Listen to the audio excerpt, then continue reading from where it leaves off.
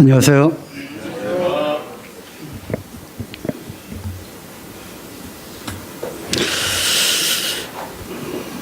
오늘 준비한 말씀은 성경에 나오는 여인들에 관한 이야기가 되겠습니다. 우리 자매님들이 좀 잘 들으셔야 되기 때문에 혹시 아기가 울더라도 형제님들이 보시고요. 자매님들은 말씀에 기울여 주시면 감사하겠습니다. 성경에는 많은 여인들에 대한 이야기가 나옵니다. 하와로부터 시작해서 쭉 예수님 당시에 그리고 초대교회의 또 여러 자매님들에 대한 그런 이야기가 참 많이 있습니다. 또 이와 관련된 또 책들도 있고요. 이런 것들을 좀 살펴보면 좋겠습니다. 오늘은 성경에 나오는 그 수많은 여인들에 대한 모든 여인들을 다 할 수는 없고요. 3명을 추려보았습니다. 누가 이 3명 안에 포함될 것인지 이렇게 좀 기대하시면서 한 명씩 우리가 익히 다 잘 알고 있는 그러한 여인들입니다. 그래서 다시 한번 이러한 말씀들을 통해서 우리 자매님들이 참 어떠한 자세와 또 어떠한 마음가짐으로 또 남편을 섬기고 또 자녀들을 돌보며 또 교회를 섬기는 이러한 일들을 할 수 있을 것인가 교훈을 받는 시간이 되기를 원합니다.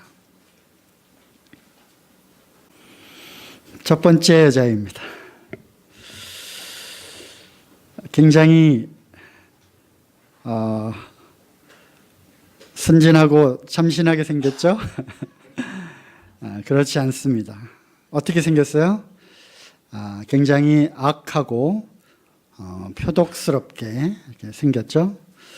첫 번째 소개하는 여인은 악한 왕비. 누굴 것 같습니까? 네, 이세벨에 관한 이야기입니다. 이 이세벨은 이스라엘 왕, 즉 남과 북으로 나뉘었던 시절 북이스라엘에는 악한 왕들만 있었는데 그 중에서 아합이라고 하는 왕의 아내였습니다. 자, 다 함께 열왕기상 16장을 한번 보시겠습니다.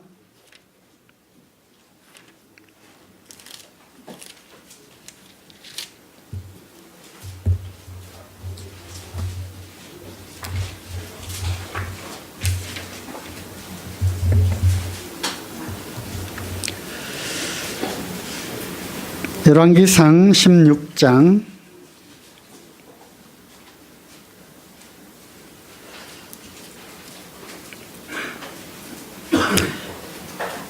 29절에 보면 28절에 보면 아합이 대신하여 왕이 되니라.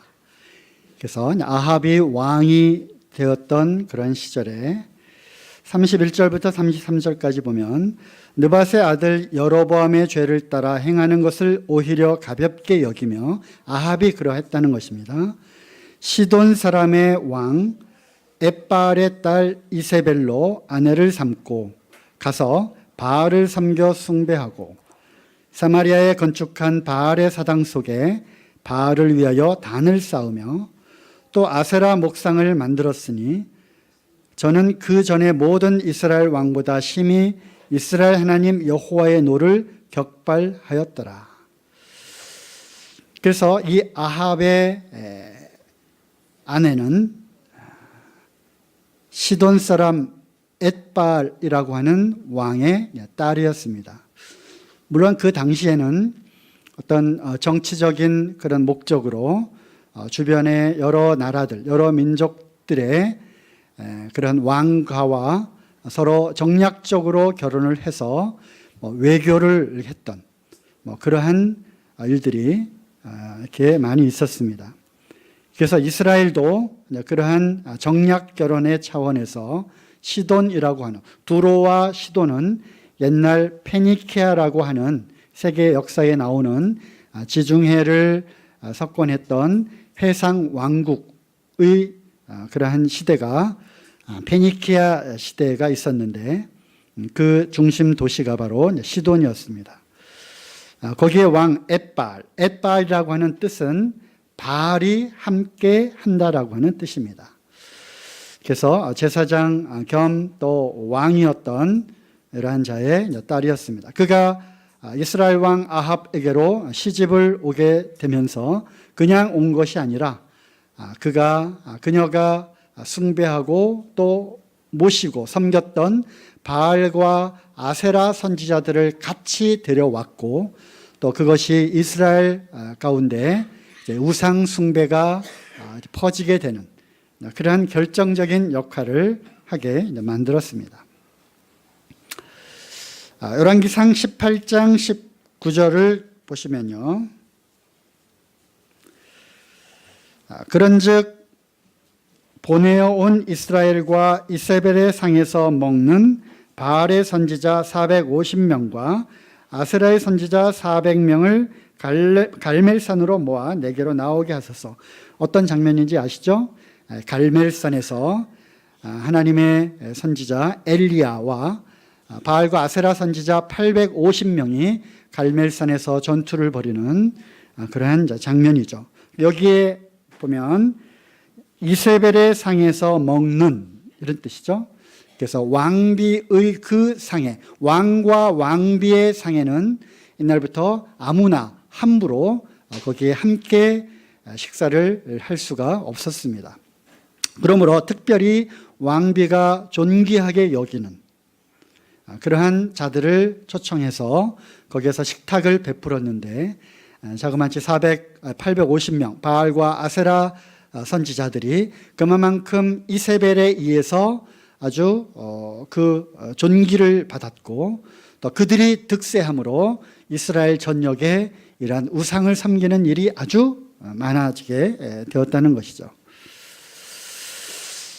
그리고 그것뿐만 아니라 여호와의 선지자들을 죽였습니다. 그래서 엘리야조차도 물론 850대 1이라고 하는 그냥 갈멜산 전투에서 승리했던 그 엘리야조차도 그 소식을 들은 이세벨이 엘리야를 잡아 죽여라 했을 때 두려웠어요. 하나님의 그 전능하신 그 능력을 보고서도 또 3년 반 동안 가물었던 비가 오지 않았던 그렇지만 엘리야가 참 무릎 사이에 얼굴을 파묻고 간절한 마음으로 기도했을 때 비가 내렸잖아요. 하나님의 그 전능하심을 보고도 얼마만큼 이 이세벨의 그 도끼가 얼마나 크고 강했던지 엘리야도 두려워서 이제 그래 시냇가로 도망갔던 그런 일을 보게 됩니다. 그래서 이 이세벨은 여호와의 선지자들을 죽였을 뿐만 아니라 아예 이스라엘 전역에 하나님을 경배하는 사상 그 자체를 뿌리 뽑으려고 했던 아주 악한 그러한 여인이었습니다. 그뿐만 아니라 그가 굉장히 포악한 성격이었음을 여실히 드러내는 그런 사건이 있었는데요. 바로 나봇의 포도원 사건이었습니다. 자, 열왕기상 21장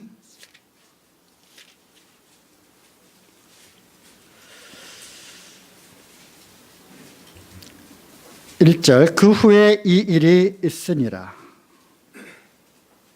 이스라엘 사람 나봇이 이스라엘에 포도원이 있어 사마리아 왕 아합의 궁에서 가깝더니 아합이 나봇에게 일러 가로되 내 포도원이 내 궁 곁에 가까이 있으니 내게 주어 나물밭을 삼게 하라. 내가 그 대신에 그보다 더 아름다운 포도원을 너한테 줄 것이요 만일 합의하면 그 값을 돈으로 내게 주리라 해서 왕의 그러한 신분으로 왕궁 옆에 나봇이라고 하는 사람이 갖고 있었던 그 포도원이 너무나 탐이 나서 그에게 그 포도원을 나에게 달라, 나에게 팔라 이렇게 요청을 하게 됩니다. 그랬더니 나봇은 하나님을 섬겼던 그런 사람이었고 율법에 기록된 대로 조상으로부터 물려받은 그 기업, 그 땅을 돈을 주고 다른 사람에게 팔 수 없다. 그렇기 때문에 그것을 거절하게 됩니다. 아합은 어떻게 했을까요? 그때부터 이제 근심하기 시작합니다. 밥도 먹지 못하고요.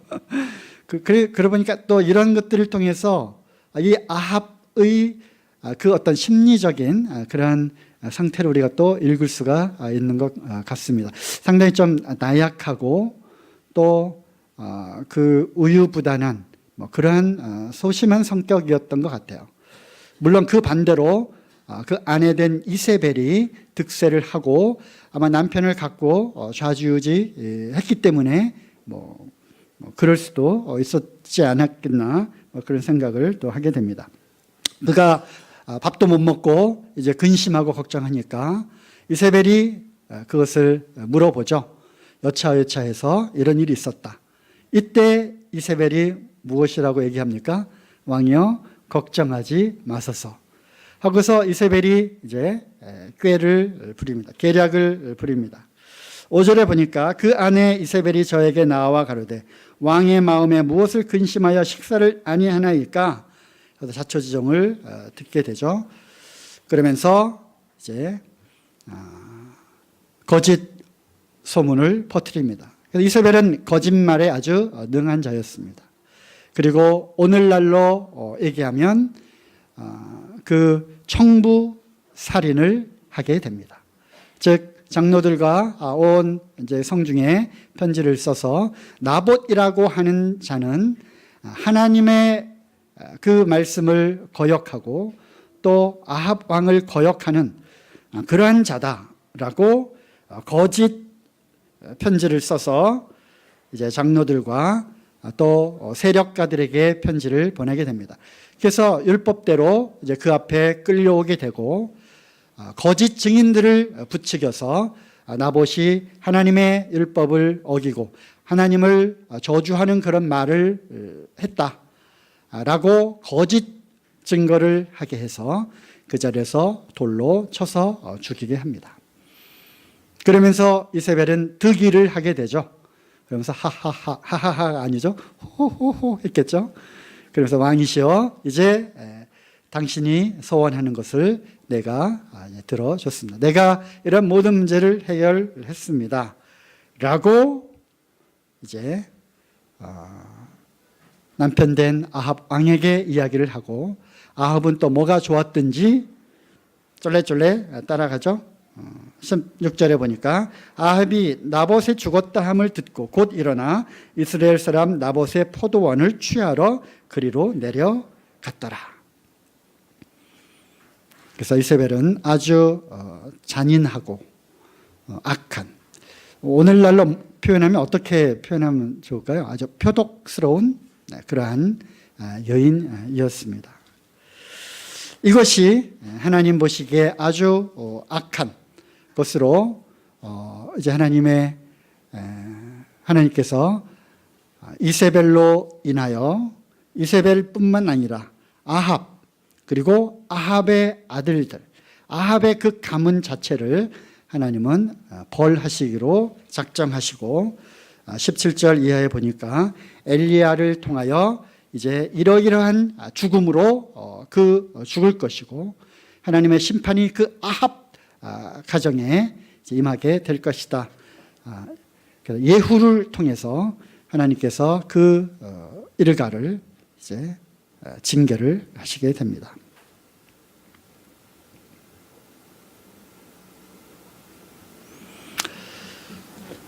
열왕기상 21장 25절 보시면 예로부터 아합과 같이 스스로 팔려 여호와 보시기에 악을 행한 자가 없음은 저가 그 아내 이세벨에게 충동되었습니다. 그렇죠? 아합이 아까 말씀드린 대로 아마도 소심하고 우유부단했던 그러한 성격의 소유자였던 것 같습니다. 그래서 거기에 보니까 스스로 팔렸다라는 표현을 이렇게 하는 것을 보게 되죠. 스스로 팔렸다. 즉 이세벨의 그 충동에 본인이 그것을 제어하고 또 중단시키고 또 그렇게 하지 말 것을 분명히 말할 수 있는 위치였음에도 불구하고 거기에 충동이 되어서 스스로 거기에 팔렸다고 하는 것입니다. 나중에 어떻게 되었을까요? 결국 아합이 죽게 되고 아합의 뒤를 이어서 아하시아라고 하는 왕이 이제 등장을 하게 되는데 이 아하시아는 얼마 못 가서 죽습니다. 그런데 아하시아는 아들이 없었기 때문에 대를 이을 왕이 없었어요. 그래서 그 동생인 요람이 이제 왕을 이어받게 되고 결국 아하시아와 요람 여기는 다 이세벨의 아들들이었습니다. 결국 이세벨의 아들 요람이 이제 왕이 되고 이세벨은 그 뒤에서 여전히 태후의 자리에서 섭정을 했던 그러한 일들을 보게 됩니다. 그래서 쭉 넘겨서요. 열왕기 하로 넘어가면 이제 엘리야의 시대가 끝나고 엘리사의 그러한 시대가 오게 되었고요. 그러한 일들이 있게 되고 열왕기 하 9장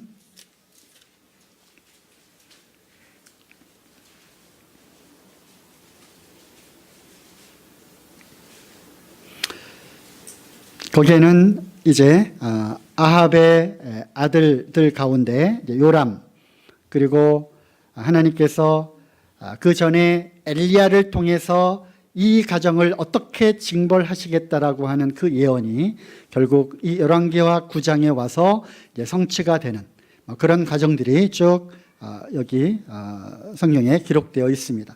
하나님께서 예후라고 하는 자를 일으키셔서 이제 그 왕을 죽이고 또 이세벨이 있는 그 성으로 들어와서 그 병거를 이세벨이 있는 그 집 앞에 세우고 이와 같이 이야기하는 장면을 보게 됩니다. 9장 22절 요람이 예후를 보고 가로되 예후야 평안이냐 대답하되 네 어미 이세벨의 음행과 술수가 이렇게 많으니 어찌 평안이 있으랴.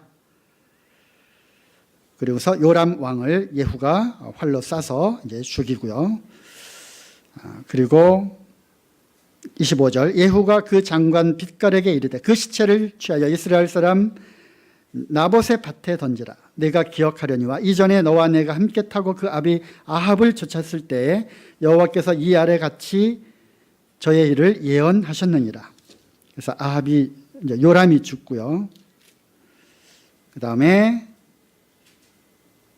30절 예후가 이스라엘에 이르니 이세벨이 듣고 눈을 그리고 머리를 꾸미고 창에서 바라보다가 이제 이세벨이 이제 나이 늙은 이제 태후가 되었죠. 그 소식을 듣게 됩니다. 예후가 쳐들어왔습니다. 창문 밖에서 그가 온다는 소식을 듣고 아주 도도하게 이제 눈썹 화장을 하고 옷을 이제 호화롭게 입고 예후가 문에 들어오매 가로되 주인을 죽인 너 시므리여 평안하냐.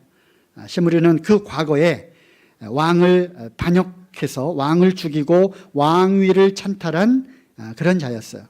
그거를 빗대어서 예후가 오는 것을 보고 너 시므리 같은 자야. 너도 왕을 배반하고 반역을 꾀했느냐? 그래, 너가 평안하냐? 이렇게 이제 빈정대는 비꼬는 그런 말을 하게 되죠. 그랬더니 32절 예후가 얼굴을 들어 창을 향하고 가로되 내 편이 될 자가 누구냐 하니 두어 내시가 예후를 내다보는지라.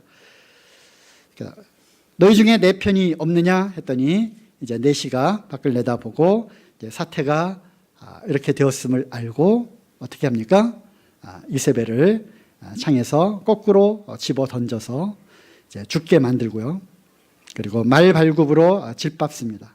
하나님께서 그렇게 죽으리라 예언했던 것처럼 해골과 두 손 두 발만 남고 다 온 시체가 어디로 간데간데 없이 말 발굽에 밝히고 들깨들이 뜯어먹는 그런 처참한 상황을 맞이하게 되죠.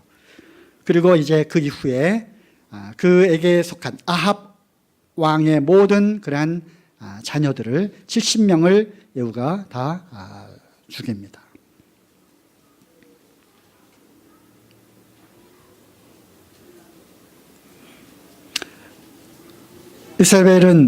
이세벨의 죽음으로 이제 끝났지만 그 전에 오랜 세월을 이제 왕비로 또 태후로 살면서 그걸로 끝났느냐? 그렇지 않습니다. 그래서 열왕기 상하를 쭉 읽어보면 여호사밧이라고 하는 유다 왕이 있었죠. 유다 왕 여호수아의 아들 이름은 여호람인데 그 여호람에게 자기의 딸 아달랴라고 하는 그 딸을 이제 결혼을 시켜서 북이스라엘뿐만 아니라 남유다까지도 딸은 누구 닮아요? 네, 엄마를 닮죠. 그래서 아달랴라고 하는 또 제2의 이세벨을 통해서 또 남유다가 우상 숭배가 다시 창궐하게 되는 그러한 아주 나쁜 종교적인 영향까지 미치게 되는 이것이 이세벨의 간략한 그러한 활동 내역이었습니다. 이걸 통해서 우리가 무엇을 알 수가 있습니까? 한 여인으로 인해 가정이 파괴될 수 있다. 그리고 그 가정뿐만 아니라 그 가정의 그 남편이 왕이었잖아요. 그렇기 때문에 한 여인으로 인해서 한 나라 자체가 완전히 파괴될 수 있음을 보여준 그러한 사례입니다. 우리 자매님들 잘 듣고 계시죠? 그래서 나는 이세벨과 같은 그러한 여자는 결코 되지 말아야 하겠다. 남편을 충동질해서 남편의 판단을 흐리게 하고 또는 그것을 이제 이용해서 가정을 어렵게 하고 또 그것이 한 가정으로 끝나는 것이 아니라 교회의 또 한 지체로서의 그 남편의 역할과 또 한 교회를 굉장히 어렵게 할 수도 있다고 하는 것을 우리가 오늘 교훈을 받아야 하는 것입니다. 두 번째 여인에 대한 이야기입니다. 누굴까요? 굉장히 아름답죠, 그죠? 그리고 굉장히 멋진 옷을 입었어요. 부잣집 그런 여인인 것 같아요. 주변에는 칼을 찬 남자들에 의해서 둘러싸여 있고요. 바닥에 꿇어 무릎을 꿇고 무엇인가를 간청하고 호소하는 이 여인의 이름은 슬기롭게 행동한 여인 아비가일에 대한 이야기입니다. 잘 아시죠? 아비가일. 그래서 아비가일이 어떻게 슬기로운 그러한 행동을 했는지를 한번 보도록 하겠습니다. 이 사건은 다윗의 때 있었던 그러한 사건입니다. 다 같이 사무엘상 25장을 한번 펴시겠습니다.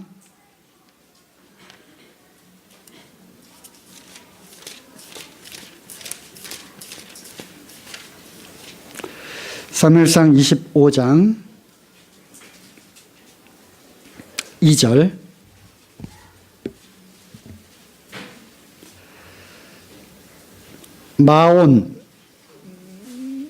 마온은 한 어떤 지역 이름입니다. 그 바로 위에 보니까 바란 광야의 어떤 한 부분에 있었던 지역 이름이고요. 거기에 한 사람이 있는데 그 업이 갈멜에 있고 심히 부하여 아주 부자였습니다. 양이 3천이요 염소가 1천이므로 그가 갈멜에서 그 양털을 깎고 있었으니 그 사람의 이름은 나발이요 그 아내의 이름은 아비가일이라. 그 여자는 총명하고 용모가 아름다우나 남자는 완고하고 행사가 악하며 그는 갈멜 족속이었더라. 이 스토리는 여러분들도 잘 알고 계시죠, 그죠?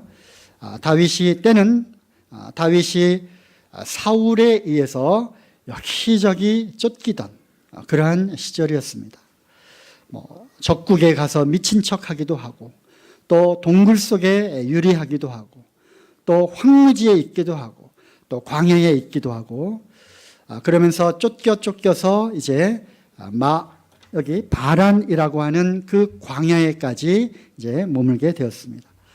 이 당시 다윗을 쫓았던, 다윗을 따랐던 사람들이 한 600명 정도가 다윗을 따르고 있었습니다.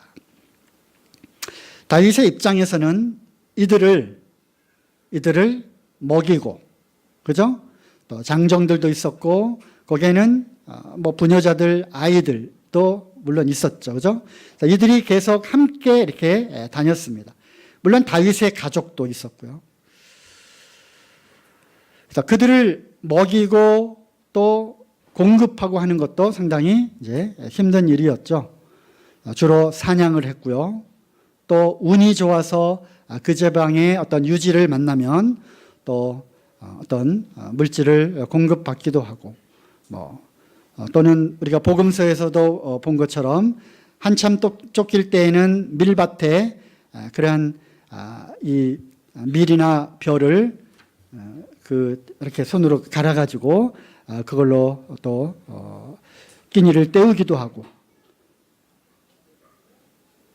또 성막 그 대제사장이 가서 우리가 배고프다 먹을 것이 없느냐 해서 진설병을 또 얻어먹기도 하고 그랬던 시절이잖아요. 거기에 이제 다윗 일행이 이제 당도를 하고 거기에 야영을 하고 있었습니다. 그런데 거기는 나발이라고 하는 아주 큰 부자가 양들을 치고 있었고, 또 그날은 특별히 양 털을 깎는 날이었습니다. 그래서 우리 옛날에 시골에서 추수를 하게 되면 추수날은 또 품앗이 해가지고 탈곡기로 탈곡도 하고, 동네 사람들 와가지고 오늘 어느 집에 추수한대 그러면 가서 일도 도와주고, 또 뭘 합니까? 잔치도 하고 그러죠. 돼지고기도 삶고 보쌈도 해서 먹기도 하고, 그런 것처럼 여기에는 목축업이 있었던 그러한 시절이었고, 그러한 업을 할 때 1년 중에 가장 즐거운 잔칫날은 바로 양털을 깎는 날이었습니다. 왜냐하면 1년에 그 수확을 얻는 그런 날이었기 때문에.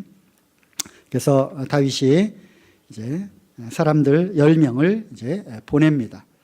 무엇을 하러 보내요? 우리에게 먹을 것을 좀 줄 수 없겠느냐. 다윗의 그 이야기를 보면 굉장히 정중하고 예의 있게 다윗이 요청을 하는 것을 보게 됩니다. 5절에 보니까 다윗이 이에 10소년을 보내며 그 소년들에게 이르되 너희는 갈멜로 올라가 나발에게 이르러 내 이름으로 그에게 문안하고 이같이 그 부하게 사는 자에게 이르기를 너는 평강하라. 내 집도 평강하라. 내 소유의 모든 것도 평강하라. 내게 양털 깎는 자들이 있다 함을 이제 내가 들었노라. 내 목자들이 우리와 함께 있었으나 우리가 그들을 상하지 아니하였고 그들이 갈멜에 있는 동안에 그들의 것을 하나도 잃지 아니하였나니 네 소년들에게 물으면 그들이 내게 고하리라. 그런즉 내 소년들로 내게 은혜를 얻게 하라. 우리가 좋은 날에 왔은즉 내 손에 있는 대로 내 종들과 내 아들 다윗에게 주기를 원하노라 하더라. 이 얼마나 정중한 표현입니까? 평강을 여쭈었고요. 그 다음에 우리가 너희와 우리 그 600명이 너희 양치는 자들과 함께 있었을 때 우리가 양이 몇 마리였다고요? 3,000마리 있었잖아요. 염소도 1,000마리였고 그 중에 몇 마리 슬쩍 이렇게 갔다가 먹고, 여기는 다 600명의 용사들이잖아요. 여기는 목동들이었고 힘으로 얼마든지 그것을 갈취하고 또 훔쳐오고 얼마든지 그럴 수도 있었지만 우리로 인하여 너희들 양떼들이 오히려 다른 민족이나 다른 도적들로부터 우리가 안전하게 지켜준 것, 이것도 기억을 해달라. 그러면서 우리가 이 좋은 날 왔으니 내 손에 있는 대로 좀 달라고 요청을 합니다. 거기에 또 하나의 표현이 있죠. 내 아들 다윗에게. 내 아들 다윗에게. 다윗은 머리를 숙였어요.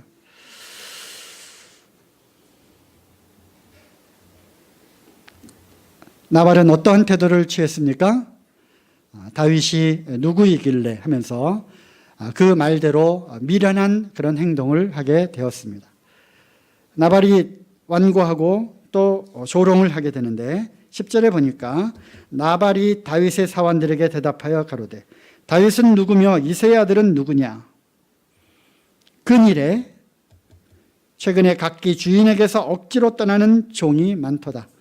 너는 소문에 듣자 하니 왕 사울을 배신하고 그 주인을 떠난 그러한 도적대들이 많이 있다고 소문을 들었는데 너도 그들 중에 하나가 아니냐.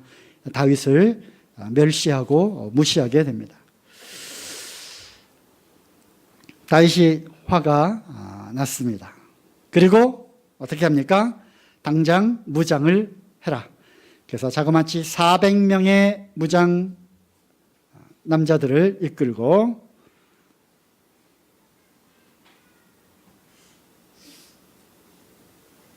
(13절) 다윗이 자기 사람들에게 이르되 너희는 각기 칼을 차라. 각기 칼을 차매 다윗도 자기 칼을 차고 400명 가량은 데리고 올라가고 200명은 소유물 곁에 있게 하니라. 그래서 다윗은 그 소식을 듣게 되고 어떻게 하려고 했습니까? 나발과 그 가족들을 다, 가족들이 아니라 남자들을, 모든 남자들은 다 아이부터 어른까지 남기지 말고 다 죽여라. 그리고 이제 당연히 그 소유물들을 다 탈취를 하겠죠, 그죠? 그렇게 황급히 가게 되니까 지금 다윈 이야기하는 게 아니라 누구 이야기 하려고 그래요? 아비가일이 등장을 합니다. 자, 사무엘상 25장 23절. 먼저는 18절부터요. 아비가일이 급히 이 소식을 사환이 나발에게 말해봤자 나발은 전혀 이제 듣지 않으니까 아비가일에게 가서 마님 그렇게 했죠. 마님 큰일 났습니다. 이러이러해서 우리 주인이 그것을 거절하고 돌려보냈는데 이제 다윗이 그 소식을 듣고 화가 나서 군인 400명을 끌고 이리로 오고 있습니다. 아비가일은 급히, 여기 쭉 읽어보니까 급히라고 하는 단어가 3번 나옵니다. 서둘러라고 하는 단어가 나와요. 그래서 우리가 이제 아비가일을 통해서 볼 것은 아비가일의 판단력, 그는 사태의 심각성을 깨닫게 되고 시간을 끌 일이 아니다. 그래서 급히 이제 떡과 양고기와 포도주와 무화과와 열매와 포도 열매와 이런 것들을 급히 준비해서 황급히 이제 다윗을 맞이하러 가게 되죠. 아까 그 그림에서 본 장면이 바로 그겁니다. 그리고 다윗에게 앞에 무릎을 꿇고 간청을 하게 되는데 아비가일이 얼마나 참 지혜롭고 용기 있는 자였는가, 또 그의 말이 굉장히 얼마나 슬기롭게 말을 했는가를 우리가 보게 됩니다.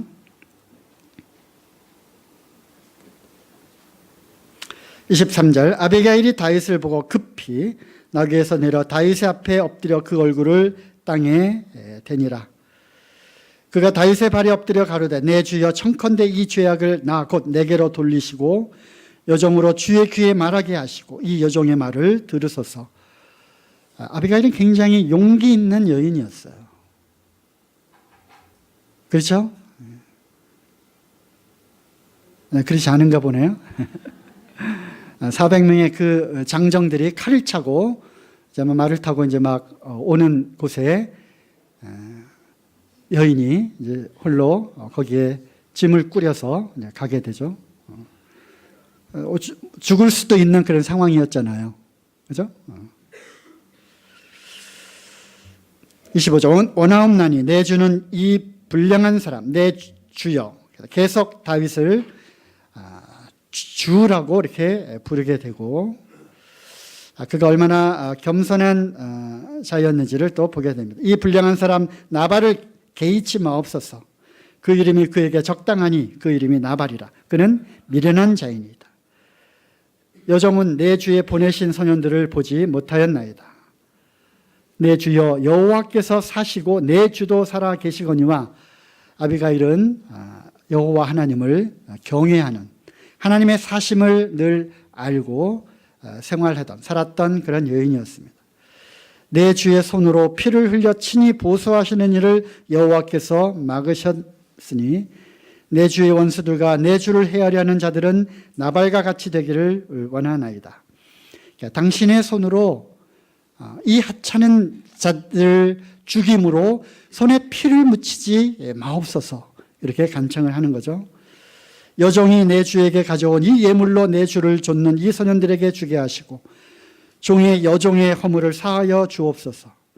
여호와께서 반드시 내 주를 위하여 든든한 집을 세우시리니 이는 내 주께서 여호와의 싸움을 싸우시며 내 주의 일생에 내 주께서에게서 악한 일을 찾을 수 없음이니이다. 아비가일은 다윗의 소문을 들었고요. 하나님께서 이 다윗에게 기름을 부으시고 지금은 사울에게 쫓기는 신세가 되었지만 그는 분명 하나님의 택한 자, 장차 왕이 될 사람으로 아비가일은 이제 생각을 하고 있었습니다. 그래서 읽겠습니다. 사람이 일어나서 내 주를 쫓아 내 주의 생명을 찾을지라도 내 주의 생명은 내 주의 하나님 여호와와 함께 생명싸개 속에 쌓였을 것이요 내 주의 원수들의 생명은 물매로 던지듯 여호와께서 그것을 던지시리이다. 사울이 하는 그 행동은 아주 나쁜 것이고 옳지 않은 것입니다. 라고 이제 판단을 한 거죠. 하지만 다윗은 하나님의 택하신 그런 사람으로 하나님께서 당신을 끝까지 안전하게 보호하실 것입니다. 라는 것입니다. 여호와께서 내 주에 대하여 하신 말씀대로 모든 선을 내 주에게 행하사 내 주를 이스라엘의 지도자로 세우신 때에 내 주께서 무죄한 피를 흘리셨다든지 내 주께서 친히 보수하셨다든지 함을 인하여 슬퍼하실 것도 없고 내 주의 마음에 걸리는 것도 없으시리니. 그러니까 나중에 왕이 되고 이스라엘을 다스리는 치리자가 되었을 때 한낱 이러한 나발과 그 자들을 피를 흘렸다고 하는 그걸로 인해서 나중에 괜히 원치 않는 그런 좋지 않은 소리를 듣는 것을 그렇게 하지 마십시오. 이렇게 굉장히 지혜로운 그러한 화법으로 표현하는 것을 또 보게 됩니다. 다만 여호와께서 내 주를 후대하신 때 원컨대 내 주의 여종을 생각하소서. 그리고 자기에 관한 이야기는 맨 나중에 그때 가서 혹시 내가 생각나시거든 나를 후대해 달라는 그런 이야기를 하죠. 다윗의 입장에서는 바꿔 생각하면 다윗의 입장은 어떠했어요?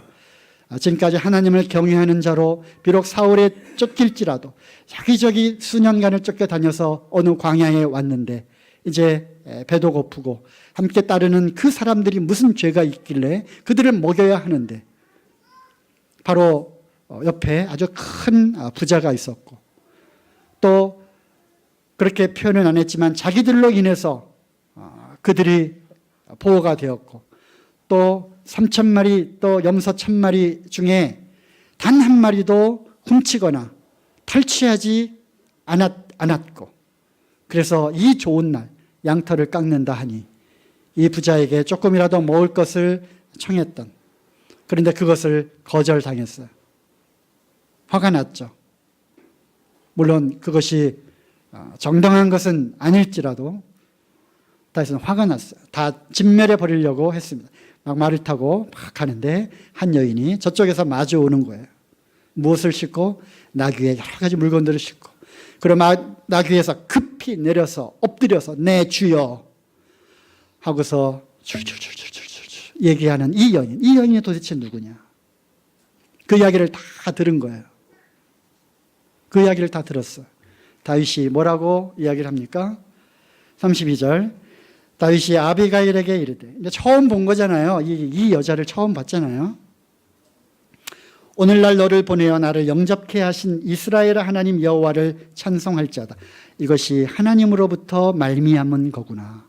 다윗은 깨달았고요. 또 내 지혜를 칭찬할지며 또 내게 복이 있을지로다. 오늘날 내가 피를 흘릴 것과 친히 보수하는 것을 내가 막았느니라. 모든 원수를 보수하는 것이 누구 손에 있다고 다윗의 수많은 시편에 그렇게 노래하고 있어요? 모든 보수하시는 것은 심판하시는 자 하나님 손에 있다고 하는, 다윗이 그렇게 이야기했는데 이제 자기 손으로 심판자가 되어서 피를 흘리고 보수하는 이것을 이 여인이 의로 말미암아 막았다는 것을 다윗은 깨달았어요. 다윗의 그 분노를 막은 거죠. 그러면서 아비가일이 얼마나 지혜로운 여인이었는가를 다윗의 입을 통하여 말하는 것을 보게 됩니다. 판단력과 용기와 겸손과 하나님을 경외했던 여인이었습니다.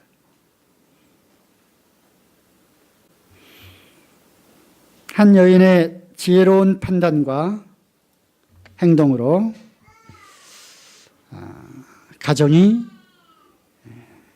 가정을 지켜냈음을 보여주는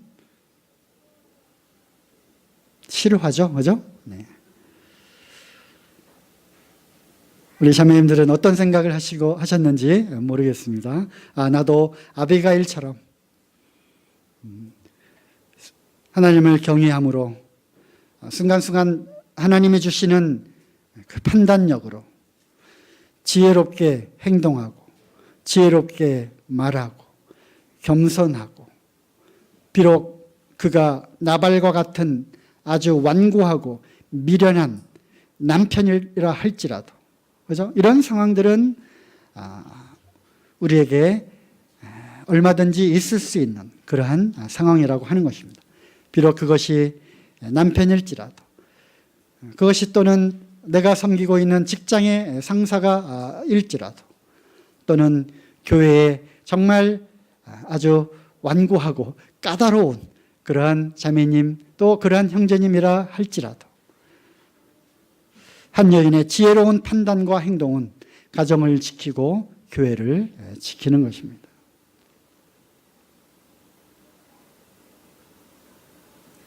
한 명 더 남았죠?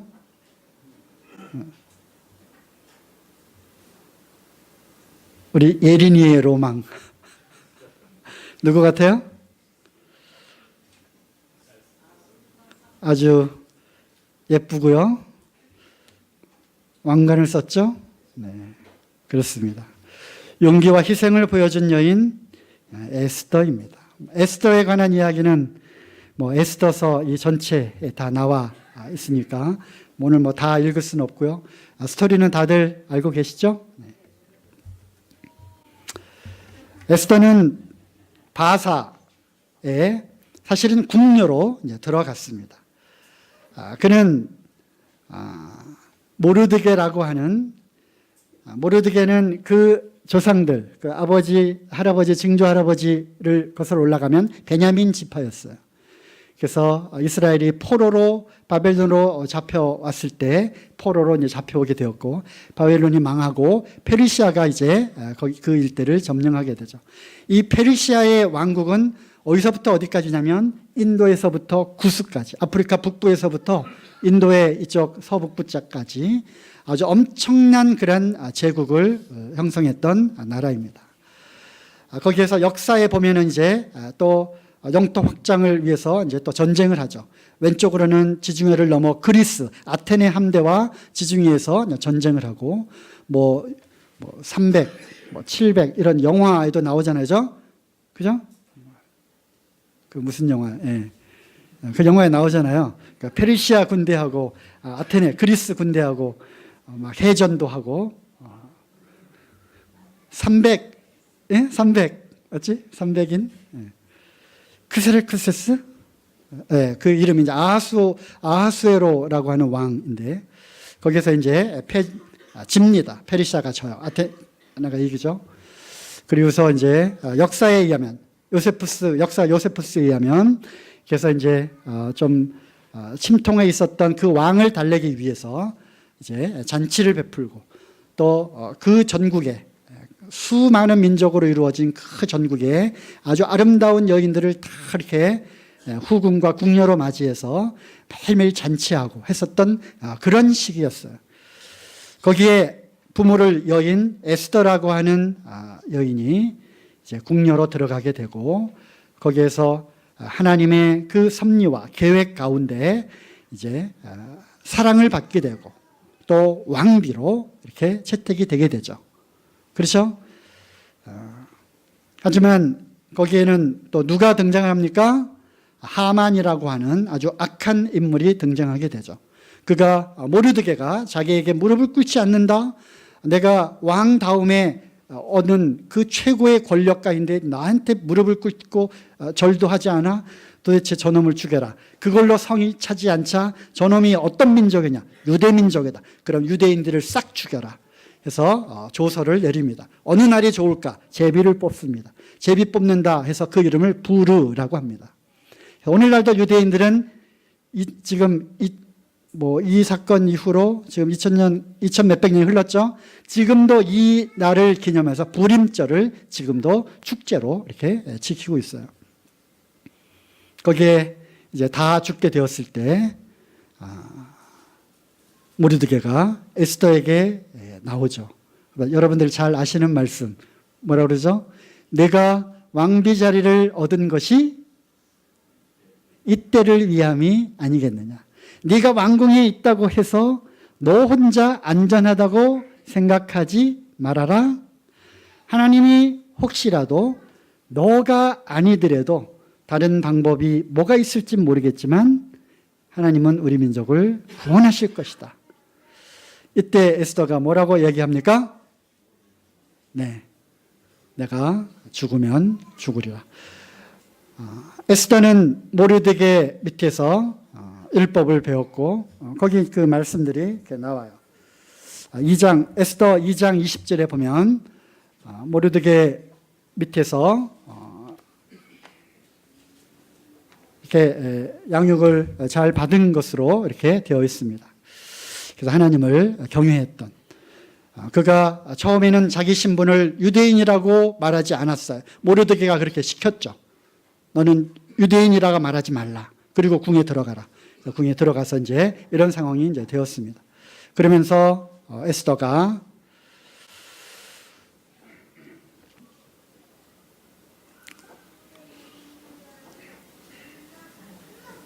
내가 왕 앞에 나간 지 벌써 한 달이나 되었는데 왕이 부르지도 않았는데 나가면 죽습니다. 그래서 왕이 부르면 나가서 금훌, 이게 훌을 딱 내어 드리면 너는 내 앞에 가까이 와도 좋다라고 하는 사인이니까 그거가 없이 들어가면 해치려고 하는 자객으로 오인을 받아서 죽습니다. 그럴지라도 내가 왕 앞에 죽으면 죽으리라 하고 나가겠습니다 하고 나오게 되죠. 그러면서 이제 에스더는 당장 그 앞에 나아가서 왕이 얘기를 합니다. 내가 원하는 것이 무엇이냐? 내가 원하는 것이면 이 나라의 절반이라도 떼어주겠다. 이때 에스더가 사실은 이렇게 해주세요 한 게 아니라 잔치를 베풀 테니까 하만과 함께 오십시오. 잔치를 베풀었어요. 너무 왕이 좋았어요. 내 소원이 무엇이냐? 뭐든지 들어주겠다. 제 소원은요, 다음 날 또 오세요. 그거였어요. 다음 날 하만이 또 왔어요. 하만은 집에 가서 막 자랑합니다. 왕과 나만 초대를 받았다. 이 전국에 왕과 나만 초대를 받았다. 내가 가장 존귀한 자로 왕비도 나를 인정하는구나. 그래서 두 번째 잔치에 가서 왕에게 하만의 사악한 계략을 폭로합니다. 에스더는 쭉 읽어보시면 언제 말해야 될까, 어떻게 말해야 될까, 기다림과 지혜가 있었던 여인임을 보게 됩니다. 시간이 이제 많이 지나서 자세한 얘기는 못 드리겠고요. 한 1분만 더 하고 마무리 짓도록 하겠습니다. 한 여인의 용기와 헌신으로 나라가 살았어요. 이 지구상의 유대인들이 다 멸절당할 수 있었음에도 불구하고 한 여인의 용기, 죽으면 죽으리라, 그리고 그 지혜, 그것으로 나라와 민족을 살려냈음을 보여줍니다. 지혜롭게 생각하고 현명하게 판단하고 말하며 믿음과 용기를 갖고 헌신적인 행동을 하는 여인을 통해서 가정을 살리고 교회가 살아나고 나라를 구할 수 있습니다. 그렇죠? 우리 자매님들 어떠한 여인이 되고 싶으십니까? 오늘부터 서원하시고 기도하시고 그런 여인이 되도록 준비하시고 해나가시면 좋겠습니다. 그러나 그 반대는 무엇입니까? 이렇게 하지 않으면, 이렇게 되지 않으면 그 반대가 될 수도 있다고 하는 것입니다. 반대가 되고 싶으십니까? 네. 반대로 읽으시면 됩니다. 반대로 읽으시면 되는 거예요.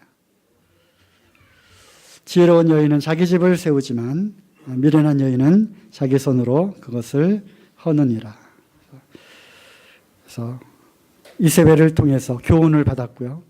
아비가일과 또 에스더를 통해서 지혜롭고 슬기롭고 청명하고 하나님을 경외하고 하는 그러한 여인들이 되기를 주님의 이름으로 좀 기도를 드립니다.